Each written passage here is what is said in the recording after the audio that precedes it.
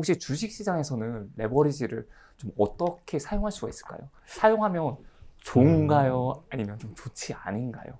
보셔야 될 게 어떤 자산에 투자에 따라 분명히 달라지거든요. 첫 번째 투자는 뭐냐면 오를 확률 반 떨어질 확률 반인데 오를 땐 20% 떨어질 땐 10%예요. 그럼 오를 때 20% 떨어질 때 10%면 이건 투자를 하는 게 좋죠. 네. 그러니까 10,000원에서 오르면 12,000원 됐다가 10%가 네. 빠져도 1,800원, 800원 이익이니까. 그래서 플러스 20, 마이너스 10이면 투자하는 게 좋고요. 플러스 30, 마이너스 20이어도 투자를 하는 게 좋아요. 근데 플러스 40, 마이너스 30이면 그때부터 안 되는 거군요. 이건 곱하면 마이너스거든요. 그래서 뭘 생각하셔야 되냐면, 그러니까 플러스 20, 마이너스 10 더해버리거든요. 이것도 5%고, 플러스 40, 마이너스 30 이것도 5%니까 둘 다 괜찮은 거라고 생각을 해버리는데 곱해야 되니까 이건 곱하면 앞에 건 1.2 곱하기 0.9라서 1.08이 되지만 이건 1.4 곱하기 0.7이 되니까 0.98로 마이너스 돼버리거든요. 그래서 이게 뭐냐면 지금 변동성이 커지면 곱하기 평균이 내려가 버려요. 그래서 변동성 큰 것들을 말리는 게, 변동성이 크면 위험이라고 하는 게, 곱하기 평균에서는 이 차이가 커지면 커질수록 곱하기 평균의 결과가 줄어들기 때문에 그래서 말리는 거고요. 그래서 뭐냐면 자산 배분을 하는 건 뭐냐면 이렇게 변동성이 큰 걸 분산해가지고 변동성을 줄여버린 거거든요. 변동성을 줄이면 곱하기 평균이 올라가니까. 그래서 자산 배분을 하는 거 아까 말씀드린 대로 자산을 배분해가지고 변동성을 줄이면 곱하기 평균이 올라가게 돼 있어서 그래서 위험을 줄이면서 수익률을 높일 수 있는, 그게 이제 자산 배분의 원리인데, 레버리지는 뭐냐면요, 변동성을 키워버리는 거예요. 그쵸. 그러니까 변동성이 키워버리니까 그냥 원래는 플러스 20, 마이너스 10이었을 걸 레버리지를 써가지고 2배를 투자하면 플러스 40, 마이너스 20 바뀌어버리는 거거든요. 이런 식으로. 그래서 뭐냐면 변동성이 커져버리기 때문에 사실은 곱하기 평균 결과가 나빠집니다. 근데 레버리지는 언제 좋냐면요, 계속해서 플러스가 날 때. 상승자일 때. 그러니까 네. 작게라도 우상향을 하는 자산은, 변동성이 낮은 자산을 레버리지 쓰면 좋아요. 변동성이 작은 자산을 레버리지 쓰면 좋은데, 변동성이 큰 자산은 소위 말해서 레버리지를 써버리면 레버리지가 수익률을 녹여버리거든요. 아까 플러스 40, 마이너스 30을 플러스 80, 마이너스 60으로 바꿔가지고 이러면 더 나빠지거든요. 마이너스 더 커지겠네요. 네. 그래서 변동성이 오르락 내리락 변동성이 큰 자산은 레버리지를 안 쓰는 게 좋고요. 꾸준히 우상향하는 경향이 있는 자산은 레버리지가 수익률을 키워줍니다. 뭐냐면 부동산은 어쨌거나 한국 시장에서 여태까지 그래도 작게나마 계속해서 변동성이 크지 않고 우상향을 해왔거든요. 그러니까 부동산을 레버리지를 쓰는 게 수익률을 높이는 결과를 가져왔는데, 주식은 아까 말씀대로 이런 자산인데 여기에다 레버리지를 써버리면, 그래서 주식, 부동산 투자하시는 분들은 레버리지가 부자가 되는데 도움이 됐지만 주식시장에서 레버리지 썼던 사람들은 대부분 지금 살아계시지 않아요, 시장에서. 그래서 네. 주식을 할 때는 레버리지 어떻게 쓸까가 아니라 주식을 레버리지 안 쓰는 게 좋고요. 아예 안 쓰는 게 좋은 거예요. 안 쓰는 게 좋고, 쓰겠다면 어떻게 쓰셔야 되냐면요, 아까 자산 배분에다 저는 레버리지를 쓰는 게 좀 MDD가 작은 쪽으로. 네. 자산을 배분하고 나면 부동산처럼 수익률이 평탄해지거든요. 그러면 재미는 없어져. 아까 말한 대로 자산 배분을 해버리니까 뭐 주식이 올랐는데 채권이 떨어지는 바람에, 반대로 채권은 올랐는데 금가격이 떨어지는 바람에 이렇게 밋밋하게 가거든요. 근데 밋밋하게 간다는 건 변동성이 적기 때문에 그 경우에는 레버리지를 쓰는 게 좋습니다. 그래서 제가 와이프한테 추천했던 것 중에 하나가 뭐가 있었냐, 예를 들어 그런 게 있어요. ETF인데요. 간접 투자하는 ETF인데, 그 ETF에 투자를 하면 자기가 투자한 자금, 뭐 10만 원 정도만 살 수 있는 ETF인데, 네. 자기 돈을 전 세계 주식, 전 세계 채권, 그리고 금이랑 원자재 나눠서 투자를 해줘요. 네. 그게 이제 우리 들어보신 분도 많이 계실 건데, 레이 달리오가 올웨더 포트폴리오라고 네. 그 유명한 포트폴리오가 있는데, 그 레이 달리오의 올웨더, 레이 달리오 밑에 있던 애들이 나와가지고 만든 ETF거든요. 네. 그래서 레이 달리오가 그렇게 자산 배분을 하듯이 그 올레더처럼 배분을 하는데, 할 때 뭐 하냐면 얘들이 레버리지도 일으켜요. 내가 10만 원을 투자하면 얘들이 2만 원을 더 빌려가지고, 쉽게 말해서 12만 원 가지고 투자를 해주거든요. 그게 뭐냐면 원래 자산 배분을 하면 수익률이 좀 밋밋해지는데 수익률이 좀 높아져요. 8, 9%까지. 레버리지를 사용하면서 조금 더 효율을 극대화시키는 거네요. 네. 그래서 그렇게 변동성을 낮춰놓은 상태에서 레버리지를 쓰는 건 좋은데, 변동성이 줄어 있지 않은 상태에서 레버리지를 써버리면 소위 말하는 요새 막 QQQ나 막 이런 네. 그건 장이 최근 몇 년 사이 결과를 보면 어마어마하게 올랐거든요. 그러니까 야 이것만 사면 되네라고 하시는데 그건 주식시장이 이상하게 최근 몇 년 주식시장이 우상향을 쭉 했기 때문에 그런 결과고요. 그걸 기간을 넓혀가지고 봐보세요. 넓혀가지고 봤을 때 그게 어떻게 되었는지 이런 점들이 없어져 버리거든요. 그러니까 네. 아까 레버리지를 쓰면 주식이라는 게 40% 빠질 때 전부 다 내 돈이면 40% 빠져도 60% 가지고 기다리면 되는데 만약 레버리지를 2배 쓰면 80% 이렇게 돼버리거든요. 그러면 80% 빠진 다음에 회복하려면 쉽지 않아요. 3배 레버리지면 없어져 버린다는 얘기거든요. 네. 그래서 그 변동성이 큰 자산의 레버리지를 쓰는 건 진짜 자기가 뭘 하고 있는지 알고 하는 건가. 예를 들어서 이렇게 3배 레버리지 지수에 투자하실 거면 아까 말씀드린 주변 자산으로 잠깐 치고 빠지는 전략을 취해야지. 최근에 제가 좀 우려스러운 게 이걸 핵심 자산으로 돈이 생길 때마다 3배 레버리지를 꾸준히 사서 모으면 몇 년 안에 부자가 될 수 있다 이러면서 하시는 걸 보고 와 저게 그 어린이한테 칼을 이렇게 쥐어준 느낌 이거 가지고 막 이렇게 놀고 있는 느낌이 옆에서 시장이 진짜 들고요. 어떻게 될지 모르는데. 네. 그래서 레버리지를 쓸 때 레버리지라는 게 무슨 의미가 있는지 그게 변동성을 키운다는 게 어떤 의미인지 그래서 내가 기대할 수 있는 결과가 평균적으로 통계적으로 어떻게 되는지 이런 것들에 대해서 좀 이해를 하고 쓰셨으면 좋겠습니다. 그래서 저는 그 와이프한테 그러니까 그 레버리지를 본인이 직접 쓰기도 힘들면 그 자산 배분 투자 중에서 레버리지가 있는 그런 것들에 대해서 너무 자산 배분이 밋밋하면 그게 이제 뭐 RPAR이라는 뭐 ETF 그런데 RPAR이나 아니면 NTSX 뭐 이런 것들이 있거든요. 네. 그래서 미국 ETF 중에서 자산 배분을 하면서 레버리지를 조금 쓰고 있는 것들이 자산 배분보다는 좀 더 수익성도 높고 좀 덜 밋밋하고 대신 위험이 커지긴 하지만 당신이 견뎌낼 수 있는 범위 아니라면 그런 것들을 좀 추천을 해요. 일단 잃지 않는 게 진짜 제일 중요하고 MD가 낮을수록 그래도 조그만 수익이라도 얻게 되면 거기서 그래도 버틸 수는 있으니까 그나마 좀 다행이라고 볼 수 있겠네요. 네. 많은 분들이 이제 재테크를 하는 이유가 경제적 자유를 달성하기 위해서일 거라고 생각해요. 근데 그 대표적인 얘가 이제 회계사님인데 어떻게 하면 경제적 자유를 달성할 수가 있을까요? 사실 그 경제적 자유라는 것도 아까 제가 처음에 말씀드렸는데 그 목표를 조금 잘 설정을 하셔야 될 것 같아요. 그러니까 경제적 자유라는 그 목표가 사람들이 경제적 자유가 왜 달성하고 싶냐 그랬더니 막 펑펑 놀 수 있어서 막 일 안 하고 놀 수 있어서 경제적 자유를 달성하면 뭐 할 거냐 그러면 뭐 매일매일 막 놀겠다 일 안 하고 놀겠다 회사 때려치고 놀겠다라고 하는데 사실 그게 목표는 아니고 그건 그렇게 그런 식의 경제적 자유라면 이미 달성하신 분들 많아요. 죄송하지만 그런 게 경제적 자유라면 저희 어머님은 예전에 달성하셨거든요. 네. 어머님은 뭐 몸이 안 좋기도 하셨지만 평생 뭐 가정 주부셨고 뭐 하고 싶은 거 하신 것 같아요. 근데 막 이렇게 댁에 계신 뭐 가정 주부 어머님들 생각해 보면 마냥 그렇게 행복해 보이진 않거든요. 분명히 또 여러 가지 것들이 있기 때문에. 그래서 경제적 자유라는 걸 달성할 때 목표를 어떻게 설정할 거냐. 대중들이 보기에는 막 그렇게 막 큰 부자라거나 아니면 저게 경제적 자유라고 좀 다를 수 있어요. 그게 뭐냐면 제가 설정한 목표 자체가 좀 달랐거든요. 보통 이제 경제적 자유 아니면 뭐 이게 투자를 할 때 아니면 부에 대한 목표를 보면 금액으로들 많이 세우시는 것 같아요. 지금 몇십억, 얼마? 20억, 50억, 100억, 난 100억 만들 거야. 뭐 이렇게 금액으로 해서 이 정도 금액을 모으면 나는 은퇴를 해야지. 이렇게 이 정도 금액이 있으면 나는 경제적 자유가 달성되는 것 같아라고 생각을 하시는데 글쎄요예요. 글쎄요.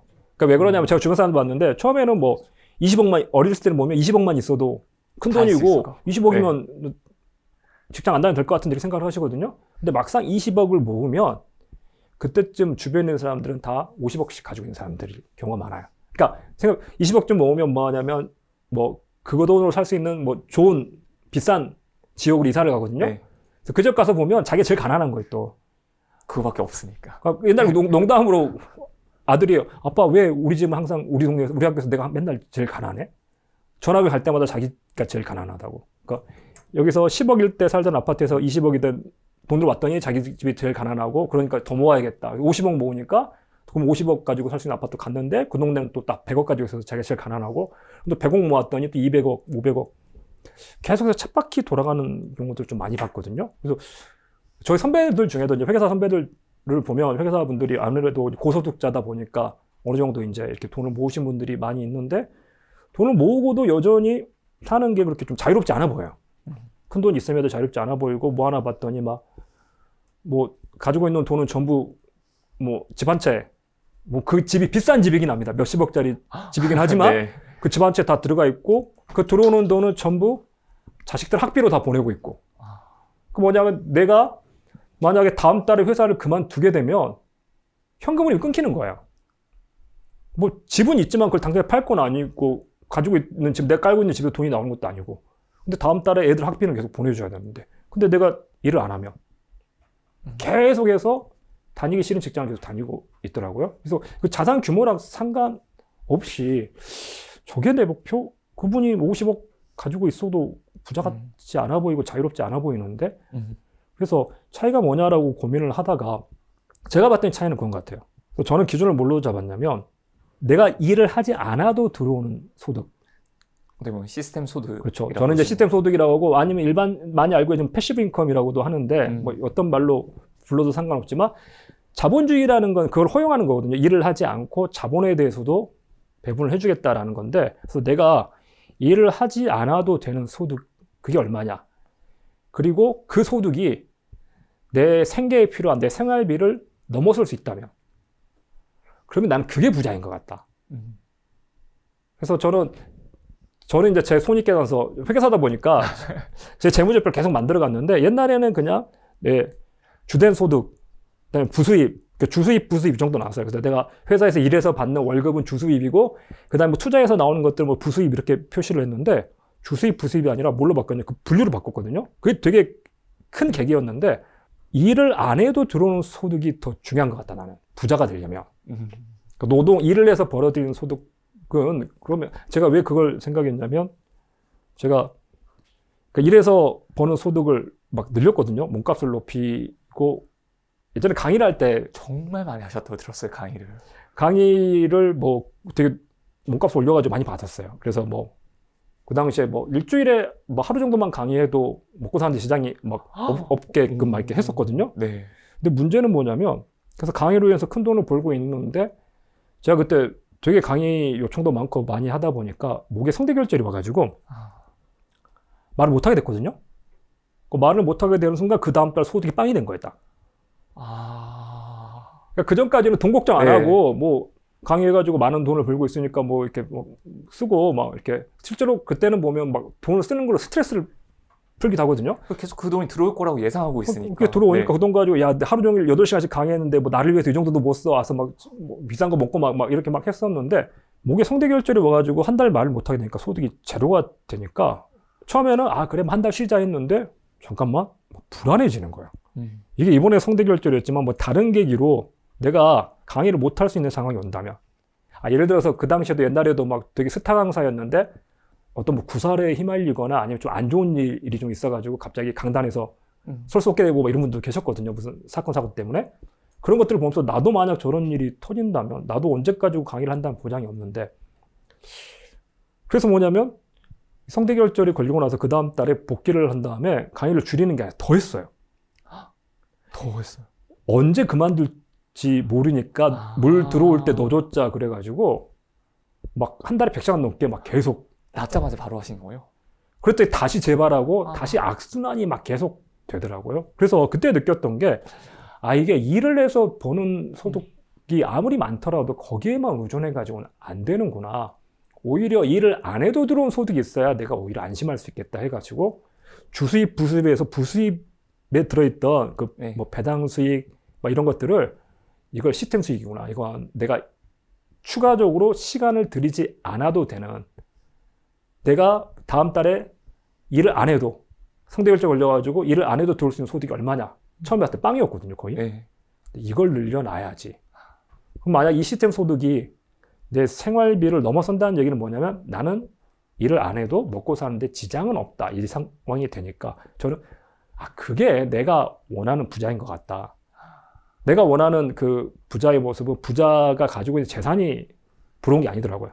나는 그 부자들이 하고 싶은 일을 자기 시간을 자기 마음대로 쓸 수 있는 그 자유가 부러웠던 거고, 말로는 경제적 자유라고 하지만 사실은 제가 보기엔 경제적 자유, 돈을 쓸 수 있는 자유가 아니라 제가 보기엔 시간적 자유가 더 필요했던 것 같아요. 그래서 우리가 경제적 자유라고 하면 그 금전이 많은 걸 생각하는데 저는 오히려 시간적 자유를 얻고 싶었고, 그렇게 해서 바꾸고 난 다음에 야 그러면 내가 이렇게 계속해서 노동을 통해서 강의를 통해서 벌어들인 소득을 높여갈 게 아니라 시스템 자산을 만들고 시스템 수익을 높여가야겠다. 그래서 그게 넘어서는 순간 야 굳이 내가 서울에 살지 않아도 되겠네. 제주를 가도 되고 내가 제주에서 살 수 있으면 그 뒤로는 지금 뭐 코로나 때문에 못 가지만 그 뒤로는 그러면 내가 뭐 다른 나라에 가서 살아도 서울이 아니라 제주에서 살 수 있다는 건 다른 나라에 가서 살 수 있는 거고 훨씬 자유롭게 살 수 있겠다. 그래서 소득의 개념, 그럼 저는 이제 그 재무제표 항목을 바꾼 건데 네. 단순히 주수입, 부수입에서 시스템 수입하고 노동 수익으로 바꿔놨거든요. 네. 그때 보면 노동 수익보다 시스템 수익이 부자가 된다 관건이구나. 이게 메인이 되는 그 관점을 바꾸는 게 되게 도움이 됐습니다. 결국 노동 수입이 아니라 시스템 수입을 얻게끔 하는 게 중요하고 결론적으로 봤을 때는 궁극적으로 이제 목표를 잘 설정을 해야 되겠네요. 이제 내가 돈을 무한정 쓰는 게 아니라 시간을 무한정 쓸 수 있는 그런 목표로서 바꾸고 내가 원하는 일을 할 수 있는 게 가장 좋은 목표가 아닌가 싶습니다. 네. 그럼 마지막으로 성공적인 투자를 위해서 한마디 부탁드리겠습니다. 좀 전에 이제 말씀하신 거 듣고 드는 생각인데 그 시스템 수익 같은 것들에 대해서 요새 곡해가 있는 것 같아요. 사람들 오해가 있는 것 같아요. 그러니까 최근에 그 파이어라는 것도 유행을 하고 이러면서 무슨 사례들을 주변에서 보냐면, 그러니까 제 주변에 실제 있는 사례인데요. 이 친구가 최근에 주식 투자를 해가지고 지난 한 2년 동안 성과가 괜찮았어요. 시장 정도 좋고 그러니까. 그래서 뭐 하냐면 입사한 지 몇 년 안 됐는데 이제 그만두겠다 저한테. 그만두고 전업 투자를 해보려고 그런다. 어떻게 생각하냐. 회계사님도 전업을 하시잖아요. 이러는데 저는 일단 말씀드리면 저는 절대 전업 투자자가 아니고 죽을 때까지 전업 투자라는 걸 할 생각은 없습니다. 투자는 제 입장에서는 전업이 아니에요. 조금 착각을 한다라고 생각을 드는 게 최근에 이제 그런 것들이 좀 많아졌거든요. 분명히 이렇게 좀 전에 제가 말씀드린 노동소득이 아니라 시스템 수익, 투자 수익 같은 게 중요해지다 보니까 뭐냐면 야 노동소득 필요 없어. 이게 메인이냐라고 해서 이쪽으로 가시는데 시스템 수익이 중요하긴 하지만요. 저를 부자로 만들었던 건 저는 노동소득이에요. 노동소득을 통해서 만들어 놓은 시드가 굴러가 줬기 때문에 지금은 이제 일을 하지 않아도 되는 거지만 처음에 이 시드머니를 뭘로 만들 거냐도 생각을 하셔야 되거든요. 그러니까 어느 정도 자금이 모이면 예를 들어서 뭐 내가 한 투자 자금이 뭐 2, 30억 된다. 그러면 1년에 10% 수익 나면 2, 3억 되니까 그걸로 생각이 가능할지 모르겠는데 처음에는 그 돈이 없잖아요. 뭐 2천만 원, 3천만 원 투자하면서 10% 해봤자 200만 원, 300만 원인데 그때는 뭐가 중요하냐면 2천만 원 가지고 수익률을 10% 높여봤자 뭐 200만 원 뭐 이렇게 되거든요. 수익률 높이는 게 중요한 게 아니라 그때는 뭘 해야 되냐면 시드머니를 빨리 만드는 게. 그래서 처음에는 뭐냐면 노동소득이 중요해요. 오히려 내 몸값을 높이는 게 더 중요한 건가요? 제가 왔을 때는 뭐가 중요했냐면 아까 말씀드렸던 강의에서 제 몸값이 높아진 거, 시간당 제 강의료가 되게 높아진 거, 이게 제 부자가 되는데 빨리 올라갔던 거고 그걸로 인해서 지금 부자가 될 수 있었던 거지. 뭐 결론적으로 당신은 시스템 수익 가지고 부자가 됐잖아요 하니까 이건 필요 없는 거 아니냐? 과정을 무시하는 거예요. 그래서 뭘 하셔야 되냐면 상당수 듣고 계신 분들이 아직 그 과정에 계실 거예요. 과정에 계시면 본인 노동을 통해서 본인 본업에서 뭔가 만들어내는 것들, 그게 사실은 어디까지도 연결되냐면요, 나중에 목표를 달성한 다음에, 지금 제가 목표를 달성하고 나서 제주도에 가서 뭐 하냐면요, 뭐 골프 치고 놀러 다니는 게 아니에요. 술 마시고 놀러 다니는 게 아니라 그때 했던 것들의 연장이 있습니다. 제가 가지고 있는 지식들을 사람들한테 어떻게 재밌게 전달해 볼까도 고민을 하고, 아니면 최근에 진짜 제가 관심 있는 것 중에 하나는 아들하고 제가 보드게임 막 이런 거 많이 하거든요. 아들하고 보드게임 하다 보니까 잠깐만, 투자를 보드게임 가지고 가르쳐 보면 어떨까? 물론 뭐 보드게임 만드는 게 돈은 안 들 거예요. 돈은 안 들거니만 그 좋은 게 뭐냐면은 그걸 신경 쓰지 않고 의미 있는 일을 내가 할 수 있으니까, 돈이 되든 안 되든 의미 있는 일을 할 수 있으니까 좋은 거지.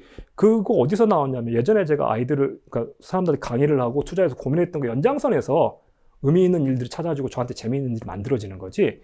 이게 없었다면, 제 10년 이상 회계법인 생활 10년 이상 강의하던 그 기간이 없었다면 이런 것들이 없을 거거든요. 생각할 수가 없겠네요. 예. 그래서 자기가 하고 있는 노동에 대해서 최근에 뭐 노동을 너무 낮추는 것 같아가지고 노동을 좀 중요시했으면 좋겠고, 또 특히 뭐가 있냐면요. 제가 투자 성과를 내기까지 오랜 시간이 걸렸거든요.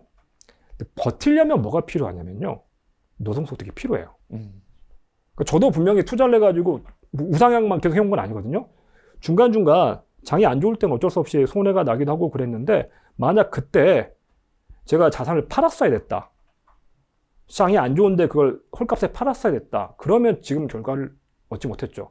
근데 그때 제가 그걸 팔지 않고 버틸 수 있었던 건 제가 제 노동을 통해 가지고 들어오는 파이프라인이 있었기 때문에, 주식시장 빠져도 어차피 내가 다음 달에 주식 팔아가지고 사는 게 아니라 내가 강의해가지고 들어오는 소득 가지고 갈 수 있기 때문에, 그러니까 다시 회복될 때까지 MDD가 40%가 터져도 40% 하락해서 다시 회복될 때까지 기다릴 수 있는 원동력은 뭐였냐면 제 노동소득 캐시플로우였거든요. 야, 그게 없으면 어쩔 수 없이 팔아야 되는 경우가 생기겠네요. 맞습니다. 메꿔야 되니까. 그래서 자신이 하고 있는 본업을 저는 놓는 거는 별로 추천해 드리고 싶지 않고, 그러니까 두 가지 계속해서 말씀드리고 싶은 밸런스거든요.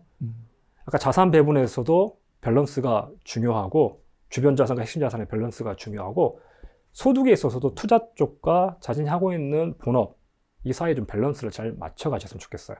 이 투자를 중요시하는 건 뭐냐면요. 투자가 잘 되고 나면 본업이 더 잘 돼요. 그래요? 그러니까 뭐냐면 예전에는 본업에 있어서 하기 싫은 거 의미 없는 것도 했다면, 지금은 뭐 할 수 있냐면 이제 내가 돈 걱정 안 해도 되니까 본업에 있어서 내가 하고 싶은 것만 집중적으로 할 수 있거든요. 제가 굳이 신문사 인터뷰 이런 거 안 해도 된다고요. 곡해될 수 있는 얘기들 안 하고 그냥 의미 있는 채널, 좋은 채널만 가서 얘기할 수 있는 내 본업을 더 잘할 수 있기 때문에 그래서 하게 되는 거거든요.